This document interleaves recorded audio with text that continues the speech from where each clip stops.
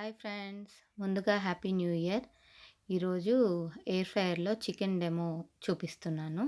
Chicken fry మనం గిన్నెలో చేస్తే చాలా స్టిక్కీగా, చాలా ఆయిల్ పడుతుంది. కాబట్టి ఎయిర్ ఫ్రైయర్లో చాలా సింపుల్గా జస్ట్ 20 మినిట్స్లో అయిపోతుంది మనకి. అదండి ఎయిర్ ఫ్రైయర్లో పెట్టాను. 20 మినిట్స్ 200 డిగ్రీస్లో సెట్ చేశాను.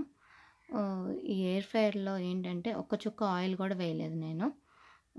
చికెన్ పెట్టినప్పుడు చాలా బాగా వచ్చింది. మధ్యలో ఒకసారి 6 మినిట్స్ ఉండంగా ఒకసారి ఓపెన్ చేసి చూశాను ఎలా అయిందో. చూడండి, అందులో చికెన్‌లోంచి చాలా ఆయిల్ రిలీజ్ అవుతుంది కదా! మనకి అదే సరిపోతుంది.